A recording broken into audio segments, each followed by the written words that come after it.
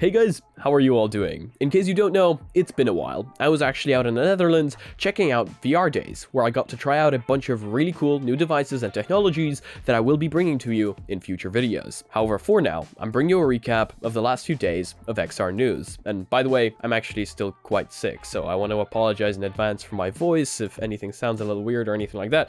Either way, I'm Mysticle, and let's get right into the video. First things first, V47 is rolling out for our Quest devices. And while there's a few pretty large updates for devices like the Quest Pro, we're going to focus on possibly the largest part of this update, if you ask me.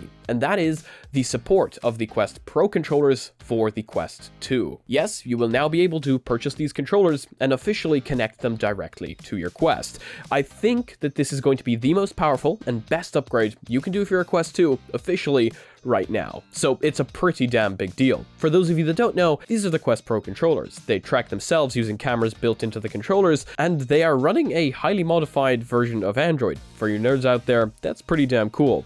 But they are quite expensive, and unfortunately they're going to be out of most people's reach. But in case you do have the spare money lying around, this is what a lot of people are saying is the best part of the Quest Pro. And I'm going to have to agree with those people. This is certainly one of the better parts of the device, allowing you to move your hands wherever you want, including behind your back, where the Quest 2 would normally not be able to see your controllers. They also track incredibly well, and the batteries last a decent amount of time. So yeah, definitely one of the best upgrades you can currently give to your Quest once you receive the V47 update. But again, not something everyone is going to be able to get. But finally, we get something substantial. So it is something I'm very excited for. And yes, we will be trying full body tracking with those controllers in a future video. A few other features of the V47 update are, for example, the fact that you can now record mixed reality videos with the Quest Pro. This is something you previously were not able to do unless you connected to, say, a computer. The Quest Pro recording would only show a black screen where the mixed reality capture was. Everything else would show, but the background would just kind of be black. Finally, they've added this feature, or fixed it, to be honest, because I think this should have been a feature to begin with. But yeah, you can now record mixed reality capture videos on your Quest Pro if you're updated to V47. Speaking of video capture, Meta is also making it easier to capture videos and images on the Quest, with the addition of capture controller shortcuts. We actually used to have something like this in the past, but then it disappeared after a while. Once you have V47 in hand, you'll be able to capture images by holding the Oculus button down and pulling the right controller trigger. To record video, hold the Oculus button and a long hold on the right controller trigger. So this is certainly going to be very handy for those of you making content in VR. And syncing media is supposed to be a better experience too. As Meta says, it's improving how you view, edit, and share your photos and videos that you capture in VR. Many social VR apps have mirrors for easier avatar management, and the Quest will now too. The V47 update lets you view and edit your avatar with a new mirror that has been added to Home. This is set to roll out gradually and will be initially available in 4 environments: the Desert Terrace, Space Station, Winter Lodge, and Cascadia. So that's something that they're adding in addition to, I believe, more avatar customization, and the fact that you will now be able to see your avatar's hands in VR instead of seeing the kind of ghostly hands that you'd be able to see. More on that in a little bit. A few other goodies include the universal menu customization. You can start, find, and jump into multiplayer sessions with your friends directly from the home screen. You'll be able to pin and unpin apps from your library to your universal menu for quicker access to apps. This should have existed to begin with. A revamped device management screen makes it easier to know when your headset needs to be charged. A shareable wish list. You can now make your app wish list public and send a link to friends and family. You can modify your wish list from the store tab on your headset or the MetaQuest mobile app. And the MetaQuest digital gift card, a redeemable gift card for any app or game in the MetaQuest store. Speaks for itself. Some really cool, really large features in V47. I'm happy to say that we finally have a larger update for the Quest. And this is going to be quite substantial, especially for the people that want to use the Quest Pro controllers. Meta has now replaced the contoured translucent hands in the Quest Home's environment with your Meta avatar. So that's something they're adding in addition to V47, just something really cool, and you'll now be able to see your avatar's hands instead of seeing just a ghostly hand. If they can get that to resize to the size of your actual hands, it still doesn't do that for me. Some people have said it does, but like, I don't think it's something it's supposed to do, but that would be pretty cool. Big news for Gorilla Tag fans, it's finally coming to the Quest store. I know, this isn't new. I've been out for like a week. I'm doing a recap for you guys. Reject humanity, become monkey. Gorilla Tag is coming to the Quest store. Gorilla Tag is launching on the Quest store after gathering more than 4.5 million monkeys and nearly 46 1,000 reviews without a public store listing. Yep, Gorilla Tag has actually not been available inside the Quest store, only on the App Lab store. It's really weird. It's like one of the most popular apps on the store, and yet it wasn't actually available in the public one. The free-to-play game From Another Axiom launches officially on the MetaQuest store on December 15th. J-Man did actually post on Twitter that this will from now on be known as Monkey Day, or Gorilla Tag Day actually. So, you know what? Why not? Let's make it happen. I'd say that could be pretty damn funny. Again, something that should have happened quite a while ago, if you ask me. One of the most popular games that's not on the store. Here is something interesting. Meta has shown us how the Quest Pro uses SharePoint clouds for local multiplayer.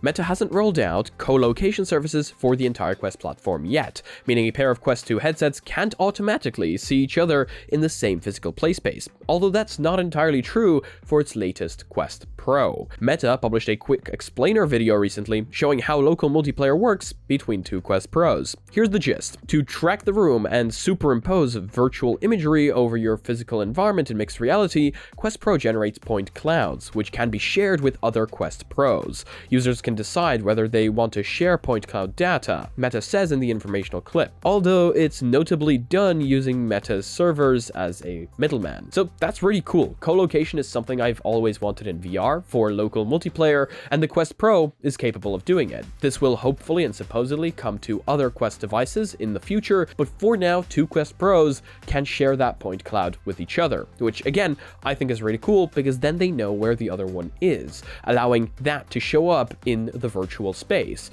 allowing, you know, kind of your virtual avatar to be exactly where your real life person is, which I think is really cool. The new Quest app for your phone, yeah, we now have a redesign in case you haven't launched that in the last few days. We've got a pretty large redesign on the Meta Quest app that you use on your phone, and this was a much needed redesign if you ask me. I've actually found myself getting lost in that app multiple times in the past. Even though a lot of people would say it was quite simple, I'd say the design of it and like the layout was never perfect, but now we've got that much needed redesign. Previously, accessing your device or friends required clicking into the menu tab in the bottom left. The Friends panel in the menu tab has your online friends listed after suggested, people you may know. So bringing this to the default landing page of the app should speed up meeting friends in VR. This was possibly done as part of the Horizon Home update, which happened a while ago, but now it's going to make it much easier to invite your friends into VR with you.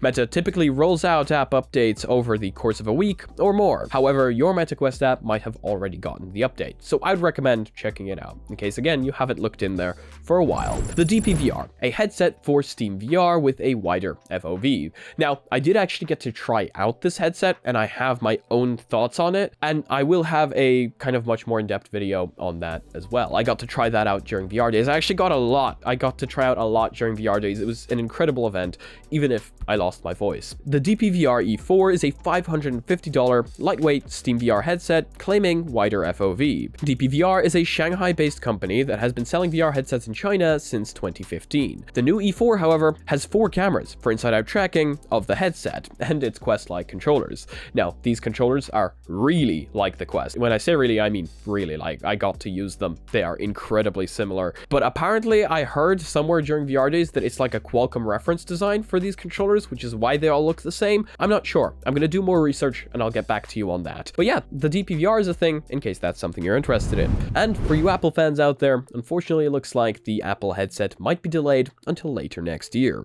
TF international securities analyst Minchi Kuo is known for predicting Apple products and moves over a year in advance using his supply chain sources. Last year, Kuo claimed that the Apple headset will launch in late 2022, as did Taiwanese news outlet DigiTimes. The information had originally reported on this 2022 launch back in 2019. So basically, a bunch of companies thought that they were going to launch in late 2022. However, now Kuo claims that the headset has been delayed even further to the second half of 2023 due to software-related issues. Kuo says he now estimates just 500,000 units to be shipped by the end of next year, compared to the previous estimates of 750,000 units. Apple is known for getting things just right. I mean, they like having things polished, and they like everything working out with their ecosystem. So I'm not surprised that if they're having software issues, they're going to delay the product. That, and they haven't announced it yet, and we have no official news on it, and therefore they can delay it as much as they like, because they never promised anything. So So yeah, unfortunately for those of you out there looking at the Apple VR and AR headset, it looks like you might be waiting a little longer. For you Pico 4 fans out there, it seems that the Pico 4 has been seriously growing in SteamVR. And yeah, when people ask me about the Pico 4, I say the standalone aspect is worse than the Quest 2, but it's very good for PC VR. That's a very TLDR version of the device, and I will have to explain more on that later. And yes, I do actually have a review brewing. It's almost done, but I am only now getting my voice back, so please stick with me. The Pico 4 is by far the fastest growing VR headset on Steam in November. Companies like Meta and ByteDance don't reveal hardware sales figures, but the Steam hardware survey gives us a glimpse at what those figures might be like, at least using SteamVR. The data for November was released on Thursday. The other headset categories saw the largest growth, which Upload VR pointed out was likely the Pico 4 and the Quest Pro. Both headsets launched in late October, bringing a slimmer design through the use of pancake lenses, but Valve has now updated November's data to break out Pico 4. The new data reveals almost all of this other growth was the Pico 4, so even if the entirety of the remaining other growth was the Quest Pro, Pico 4's was still almost 4 times greater. And yeah, that makes sense. It's a cheap headset with pancake lenses and some pretty damn nice displays. But again, I have more to say on it. Either way, that is going to be it for today's video. I can already feel myself losing my voice again, and I was told I shouldn't be recording today, but come on, it's been like a week or something, so I need to get back to work.